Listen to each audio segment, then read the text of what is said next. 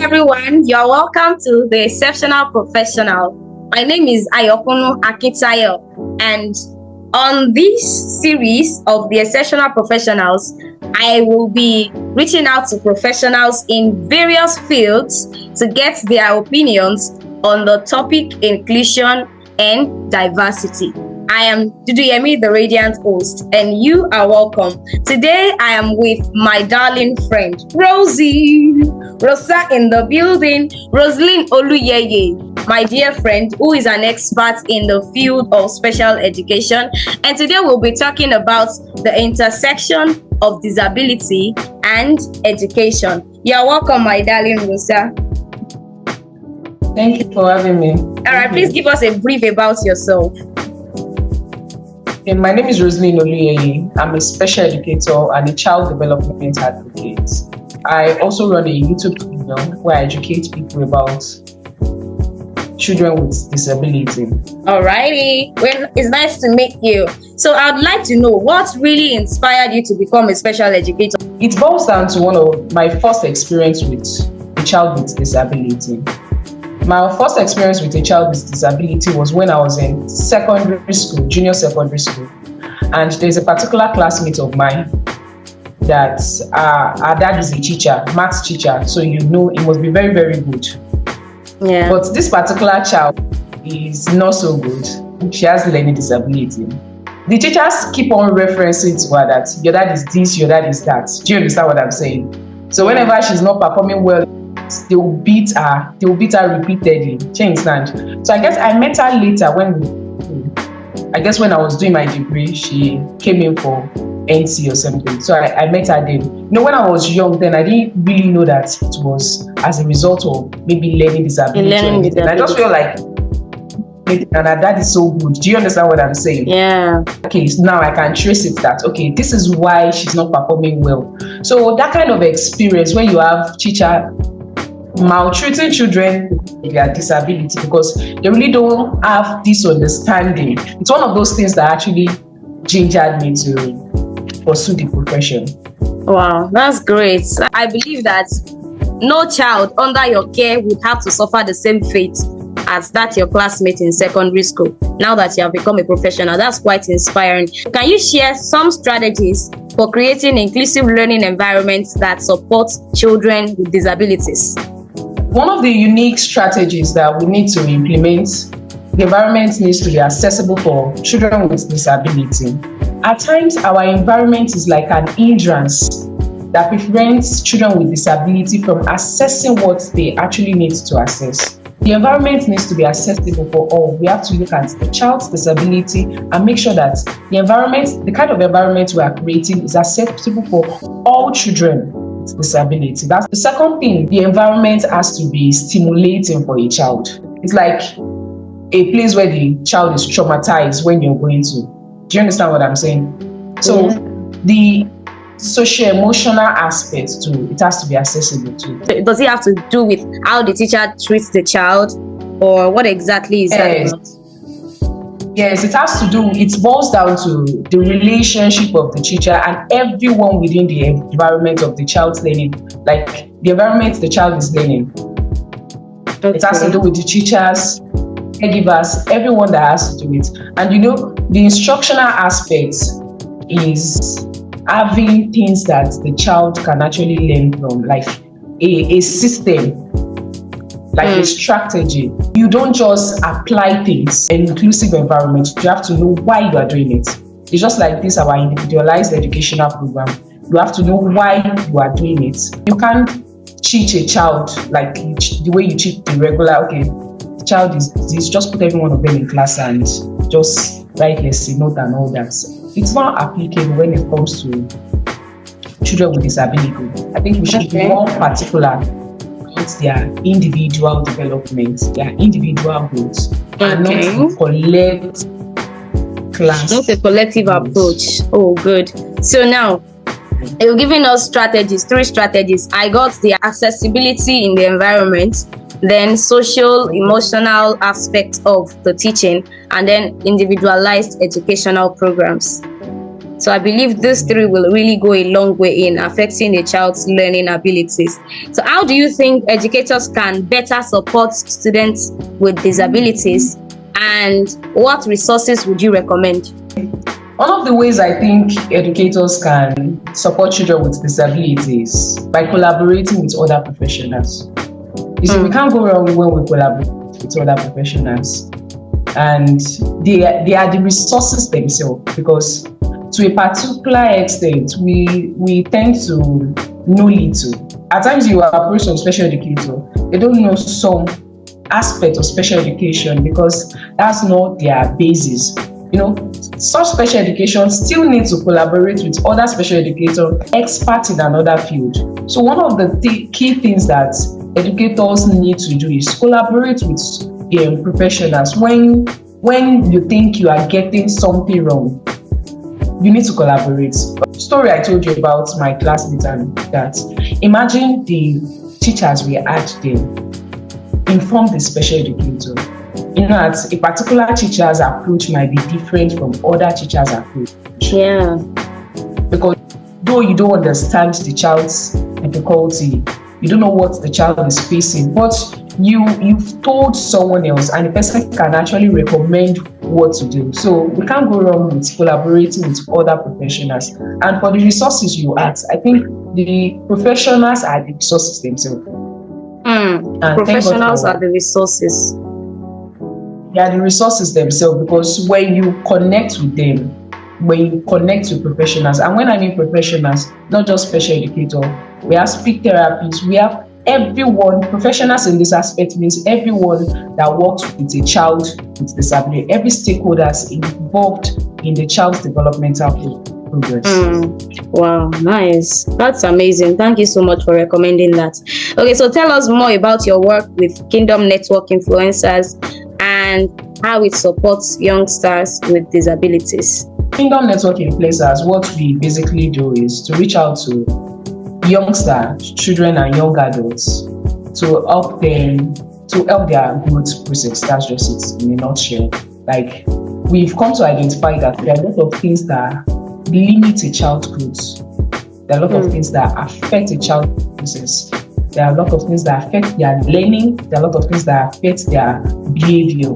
And one of the things that we've come to identify is the kind of mentality they have, like their mindsets, like where they grew up, like their environment is one of those things. And the other part is their experience while growing up. Because one of the things I believe is that as individuals, as adults and everything, our experience when we are young is one of the basic things that shape us. It's one of the basic things that form us into whatsoever we are. So in Kingdom Network Influencers, one of the things we do is help children to experience a nice, like a good and awesome growth process. We can't go to their house, we don't know what they're doing in their house, but in our own little way, we just want to be the salt, we want to be the flavor, even when things are going wrong. So that by default, just see people that are doing well, like a form of inspiration. And we have people that they didn't really get it right when they are growing up, and they are doing well now. So they can actually learn from people like that and aspire to do better in the future. We are not just particular about children with disability, we're particular about the children as a whole. So this does not limit us to children with disability. We deal with children with disability and other children. And children without disabilities. Children without disability, as long as you can be categorized as a child, a young adult. Good. So that's what we do there. That's amazing. Well done. Well done. I'm very sure the coming generation will be grateful for all that you've been doing with Kingdom Network Influencers. What are some common misconceptions about disabilities, and how can we promote greater awareness and understanding? Children with disability can be dependent on other people, depending on our approach to them. When I notice that a child is depending on maybe the caregiver for a particular thing, I see it as my responsibility to ask the child to do it. I work somewhere, and one of the things we do is that as a child, you eat by yourself. Okay, if you cannot eat, we guide you on will help you to eat. As a parent, you feed the child at home, so the child is dependent on you because the child cannot do things to a particular extent. But one of the responsibility of special educator and professionals is to help the child achieve a form of independence level to the maximum extent that the child can. A particular child in my class, the parents do feed him at home. But when he came here, since he resumed here, we took it upon ourselves, myself and the caregiver, that this particular child will eat by himself. Though we need to prompt him and do some things like that, but he will eat by himself. So now he eats by himself. We informed the parents and they worked together with us, and the child is eating by himself. Even when it comes to dressing up.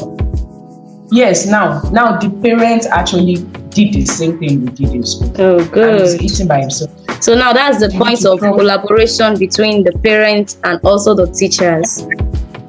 Yes, and all the professionals that has to do with a child. We can't go wrong with collaboration, because when you are implementing some things in the school and they are not implementing it at home, it will keep bringing you back. It's just like pouring water in baskets. So the child will learn.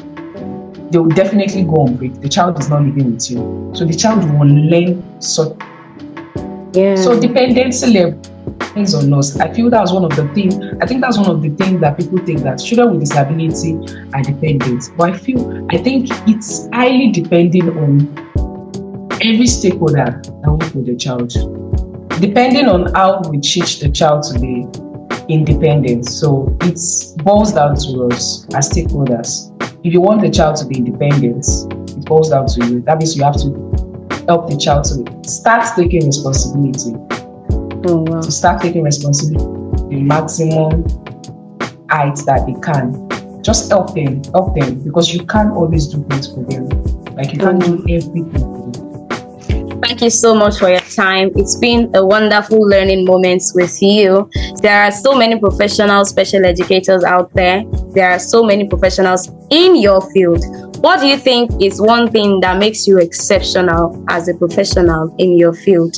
I think one of the things that make me exceptional in my field is that I keep learning. I've come to understand that if I'm not learning, I will become obsolete. So keep learning from other professionals too. Other professionals that are not in my field, because there's a way we rub on each other. I was talking to a speech therapist recently, and she was saying some things that I know that, okay, I really don't know these things, but I want to know it. So there are some, I took a note and went back to check about it later. So now I said to some extent, I can explain what that means. That's one of the unique things that make me exceptional, because I don't want to become obsolete. So I keep learning. I keep learning from people that are not even in my field. And there are some opportunities that I take that I know I'm not so qualified for it. I take it because I want to know. It's a particular opportunity I took now. I don't know anything about it. I just know, it's just like when you know 2%. Because I took up that opportunity, I had to take it upon myself to learn from people around me. Like, this is not the time to think about your age. Maybe you are older than the person. This is time to humble yourself and just learn what you need. Because in the future, it will not even be recorded that they are the one that taught you that thing. It should just be recorded. You actually learned. Exactly. That's good. So there's a place of continuous learning as to whatever you choose to do. So you continue learning, so you not become obsolete. That's good. That's what I'm learning too. I'm learning from you. I'm learning from everyone in my circle, trying to grab as much knowledge as possible. There's people that are mentors in our field. They still have reasons to read. They still have reasons to study. You know, I have some of my lecturers in school that I've seen them in their library read, study about things they've learned before, but they think they need to learn more about. So how much more we that we're just starting our life? Tell us about our book club. I created our book club because then I relocated to Lagos and I was new there and I really wanted to join a book club. So I checked online, checked everywhere for book club around me, but I didn't see any. So I had to start one and I created a flyer, sent it to friends, it was limited to around Abule Egba, Lagos, and Yanopaja, Agege side. But I noticed that people that are not in that location to joined, because the plan is to have physical meetings. When we started our book club, I've seen people that read. There's a particular guy on our book club. I like the way he explains, like the way he review books that we read together. So it's just like an environment for us. It's like an atmosphere for us to learn outside our field. There's no way you read about editing or things like that. There's a way you will apply it to the things you are doing. So I've met people that are actually good. So it's not about you love reading that's why you are in a book club. It's just to energize your reading culture. I've met people that are really interested in it. So that's good. That's amazing. Thank you so much for your time. Final thoughts from you. What do you have to say to the world? Actually, I did a video this week, and I guess that will be my final thoughts too. Our attitude when it comes to relating with children with disability needs to be correct. Like, we need to learn how to treat people with respect. The privilege of going to various schools last month and this month, February and March, and when I introduced myself as a special educator, one of the feedback I get from teachers, especially teachers of those private schools, is we don't have daily. If I'm treated like that as a special educator, how much more parents and families of children with disability? We need to get it right when we're relating with children with disability and their families, because it's not just about the child. The family is also involved. So please, let's go on. Let's spread love, not hatred. Let's be particular about our when addressing persons with disability. Thank you. Wow, thank you so much for that. I'm very sure the world is becoming a better place because of people like you who have this mindset. So that will be all today on the Exceptional Professionals, darlings. Thank you so much for joining. I hope you got value. If you have any question for our special educator, for our child development professional, please do well to drop your questions in the comments and we will address them accordingly.